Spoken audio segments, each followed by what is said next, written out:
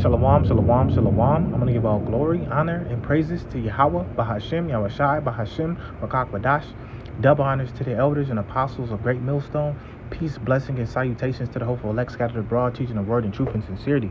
I'm back with another lesson, and this is going to be a quick lesson, and this is going to be on not walking with the counsel of the ungodly, right? Not walking with them, not seeing things their way, not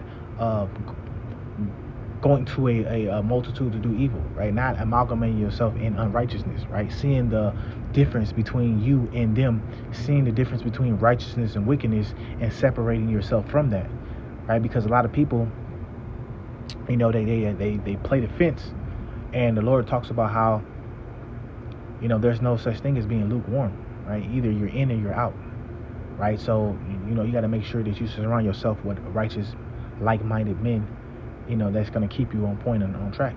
So this is Psalms 101. Psalms 1 verse 1. It says, blessed is, I put KJV, I don't know why it didn't pop up. This is Psalms 1 and 1. Blessed is the man that walketh not in the counsel of the ungodly, nor standeth in the way of sinners, nor sitteth in the seat of the scornful. Because, when you hang around with certain people that have that spirit on them, that spirit can hop off on you, right? So you don't want that spirit to hop off on you. They say in the world, you are who you keep company with. So if you're around a whole bunch of wicked ass niggas, hey, that wicked spirit can rub off on you. So you don't want to be around wickedness. You don't want to be in the seat of the scornful, people who don't believe in Yahweh Shema Shai, the people who mock Yahweh Shema Shai, the people who don't believe. You don't want that spirit around you, right? It says, but his delight is in the law of the Lord, and in the law doth he meditate day and night, right? So that's what you want to do in this ministry. You'll always want to meditate on Yahweh Shema Shai's word, right? Because that's going to ground you and keep you in these evil days, right? It says Psalms 1 and 3. And he shall be like a tree planted by the rivers of water, but that bringeth forth his fruit in his season, right? His leaf shall not wither, and whatsoever he doth shall prosper. Let me say that again. And he shall be like a tree planted by the rivers of water, that bringeth forth his fruit in his season. His leaf also shall not wither, and whatsoever he doeth shall prosper. Right? Well, that's the results of being around righteous men, righteous people. Right? You get rooted in this ministry. Right? You get rooted. Your roots go deep down in the earth, and it's constantly being watered by Yahweh Shema Shai's word, right? So you grow strong in his truth, and you're not able to be uprooted, or destroyed from other doctrines, from other things that's adverse, that's opposite of righteousness, right? Right. So, and we got to make sure that we surround ourselves with the righteous men, right? And also don't be envious of the wicked. Right? Bring up that. I think that's in Psalms 73.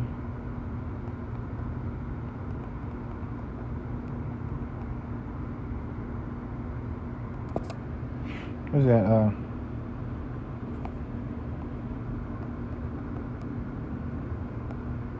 This is Proverbs 24:19. It says, fret not thyself because of evil men, neither be thou envious at the wicked. It says, for there shall be no reward for the evil man. The candle of the wax shall be put out. For there shall be no reward for evil men. Right? So we're looking for a much greater reward than the people on the earth are looking for. The people on the earth are looking for, nothing of real value. Right? They just want to have a good time. Right? They have that YOLO spirit. You only live once. Right? So they don't really want anything of real substance. They want something that they can enjoy right now for the moment. And the men of the Lord, they looking for much more, man, because there's much more out there for us. This kingdom doesn't offer us much. Right? We're subjugated to our enemies, so they do what they want with us, and they hate us, so they really, put laws in play to keep us from thriving. Right? Not only do you have the nation that that rules over you, but every other nation just don't like you either, right? So, hey, it's a kingdom that you're going to be able to rule in righteousness.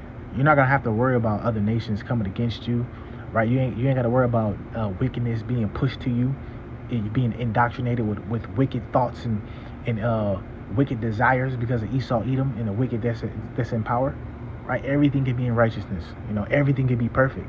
If you don't yearn for that type of world, man, you're not the elect. You're not one of the elect men, right?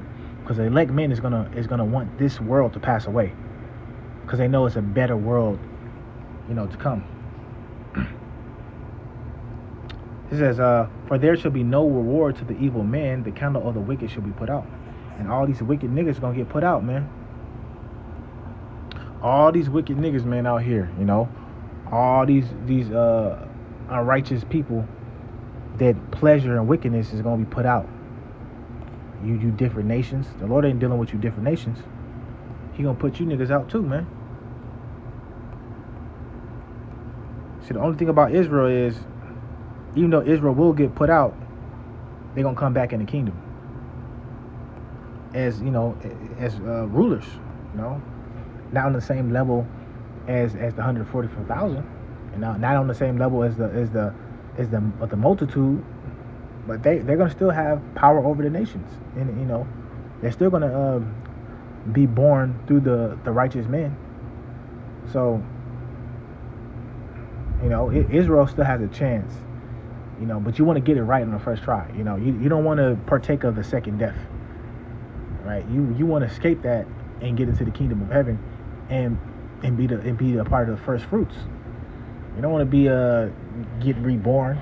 That's gonna be an indicator right there. Once you're born, they wasn't of the elect, but at the end of the day, the nations don't got a chance for rulership or immortality. That's the main point. Let's go. Let's see. I like this scripture right here. This is Psalm 73:1. Truly God is good to Israel, even such as are of clean heart. But as for me, my feet were almost gone. My steps had well nigh slipped. For I was envious at the foolish when I saw the prosperity of the wicked. For there are no bands in their death, but their strength is firm. They are not in trouble as other men, neither are they plagued like other men. Therefore pride passes them about as a chain. Violence covereth them as a garment. Their eyes stand out with fatness. They have more than their heart could wish. They were corrupt and speak wickedly concerning oppression. They speak lawfully. It says they are corrupt and they speak evil, wickedly concerning oppression. They speak lawfully, right? That's how these Edomites act. We don't do anything. These people are just victims. They just want to be victims so bad. It's an equal, it's equal rights. We treat everybody the same. These people are not being oppressed. It's all in their imagination. That's speaking wickedly concerning oppression. And so they speak lawfully, right? Because they don't see oppression. And we understand that a unrighteous judge, they pervert the judgment of the poor, right? They don't care for the poor. And that's how you can see with Esau. He's what do they do in the DC? Getting rid of all the homeless people to try to put up a facade like Washington DC, and America itself is not falling. Right, it's falling. And no matter what you do, you can clean up this, clean up that. You guys were rooted in unrighteousness, right? You were founded. America was founded on blood of the Israelites, and we understand. What does it say in Numbers 33?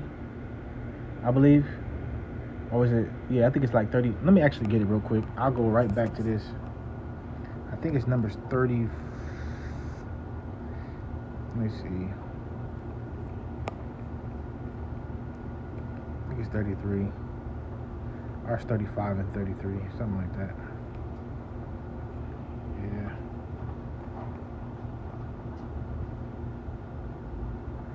Hold on real quick. This is Numbers 35 and 33. So ye shall not pollute the land wherein you are. For blood it defileth the land, and the land cannot be cleansed of the blood that is shed therein, but by the blood of him that sheddeth. So that goes into the point, right? This kingdom, America, Babylon the Great, was rooted in its foundation, was made off of the blood of our ancestors, of the blood of the Israelites. So therefore, there's nothing you can do to revive this kingdom. The Lord says your blood has to be shed, right? So that's why, they're trying to clean up America, Babylon the Great, to make it look a little bit more like it's being renewed, but it's not. You cannot cover up the fall. You cannot cover up the legs of Babylon, because the Lord uncovered it. Right? Now you can see Babylon for what it really is. Right? So let me go back to where I was at. I think it was at Psalms 73. All right, but we gotta make sure that we separate ourselves from those type of people. Right? Separate us from the people that can try to convince you, which we know is not going to be no convincing, but it's just better to be around wise people, because wise people can make you more wise. It gives you a better understanding, a better way of how to conduct yourself. And those are the true men of the Lord you want to be surrounded by. Let's see, they set their mouths against heavens, right? Oh yeah, it says Yep, it says they set their mouth against the heavens, and their tongue walketh through the earth. Therefore, and this is Psalm 73:9. They set their mouth against the heavens, and their tongue walketh through the earth. Therefore, his people return hither, and water of a full cup and wrung out to them. And they say, how doth God know? And there is knowledge in the Most High. And is there knowledge in the Most High? Behold, these are the ungodly who prosper in the world. They increase in riches. Right? So they don't believe in Yahweh Shema Shai. It says, woe unto them who seek to hide their counsel from the Lord. Right? And this is the Edomites. Not just the Edomites, but wicked people. Right? Wicked people, they hide the counsel from the Lord all the time. They do a lot of wicked shit, and they want people, they don't want people to know what they did. Or some of these wicked YNs, they want people to know they did some shit. Yeah, I off that nigga. They want to be feared in the hood. But all that stuff is gonna come.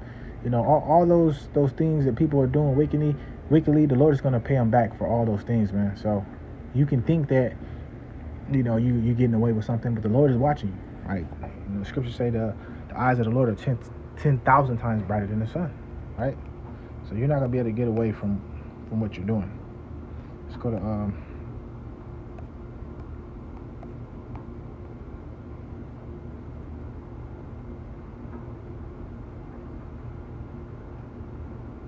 This is Proverbs 1:10. It says, my son, if sinners entice thee, consent thou not. If they say, come with us, let us lay wait for blood, let us lurk privily from the innocent without cause. Let us swallow them up alive as the grave, and whole as those that go down into the pit.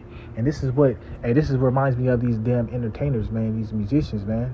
They made a covenant with Esau to lay a snare for Drake, man. And that's what you're doing, man. Let me read that again. It says, if they say, come with us, let us lay wait for blood, let us lurk privily for the innocent without cause. And putting an agenda to